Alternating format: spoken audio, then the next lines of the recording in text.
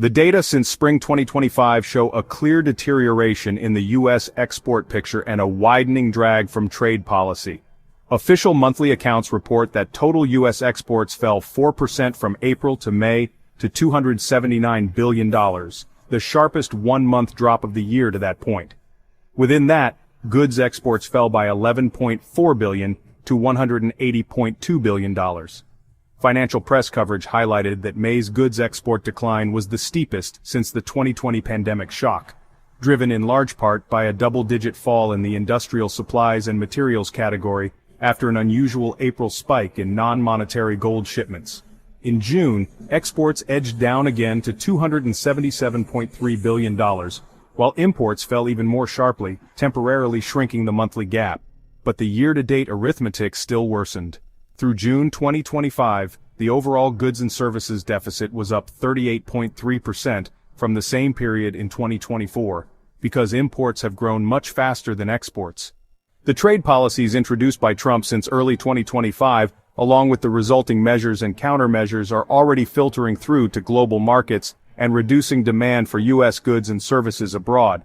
In goods, the most visible damage in May was in industrial supplies and materials, the very category most exposed to broad-based tariffs and global supply chain recalibration.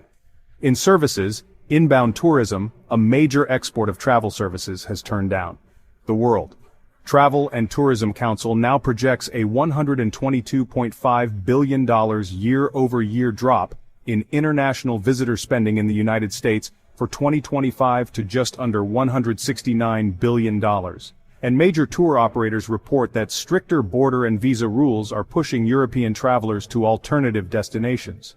Two additional data points help explain why the deterioration is showing up so clearly in the trade balance.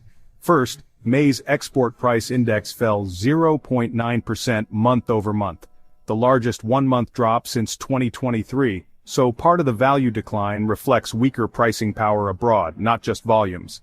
Second, even where June's gap narrowed, it did so because imports fell faster than exports. That is consistent with tariffs depressing two-way trade rather than achieving a clean substitution toward domestic production.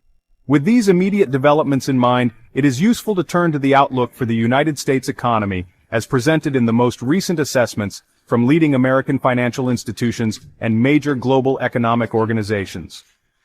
The International Monetary Fund in its July 2025 World Economic Outlook update projects global growth of roughly 3% in 2025 and just over 3% in 2026.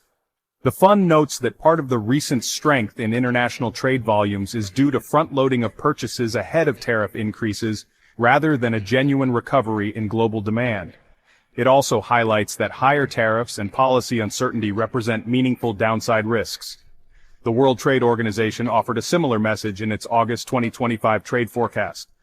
It estimates that world merchandise trade will grow by less than 1% this year, largely because of forward buying ahead of new United States duties.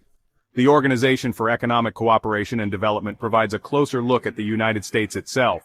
In its June 2025 economic outlook, the OECD expects American gross domestic product to expand by about 1.5% in 2025, and by a similar pace in 2026.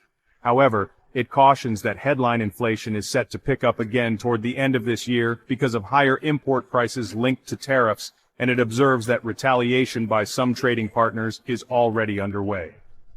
The World Bank, in its June 2025 Global Economic Prospects, reinforces the impression of a fragile environment for exporters. It stresses that the global economy is settling into a low-growth regime with expected output expanding in the mid-2% range over the coming years. Private financial institutions echo these warnings. Research from Goldman Sachs in August 2025 suggests that the burden of tariffs is increasingly shifting toward American consumers. The bank projects that the core personal consumption expenditures inflation index, the Federal Reserve's preferred measure, will reach roughly 3.2% by December 2025. This reflects higher prices in tariff-sensitive categories such as electronics, automobiles, and household appliances. Costlier consumer durables and business equipment are expected to dampen domestic investment and consumption. Analysts at J.P. Morgan Chase have drawn attention to the distinction between announced tariffs and effective tariffs. In practice, the actual tariff burden has been somewhat lower than headline figures because of exemptions, timing lags, and carve-outs negotiated with trade partners. Other major global banks are equally cautious. HSBC has reduced its global growth forecast to just over 2% for both 2025 and 2026, citing United States tariffs as a key factor. It also expects global trade growth of less than 2% in 2025 and barely above 0.5% in 2026. Morgan Stanley anticipates global growth of under 3% in 2025, again under the assumption that tariffs remain in place. The bank describes the tariff path as a moving target that continues to reshape supply chains, often diverting trade to Asian or European suppliers rather than boosting United States export share. That's all for this video. Thank you for watching. As an independent channel, we don't have corporate backing. We rely on your support to keep going. If you found this video valuable, please give it a thumbs up and leave a comment below. It really helps more people find our work. Thank you so much for being part of our community. Check out the next video on your screen. We picked it just for you.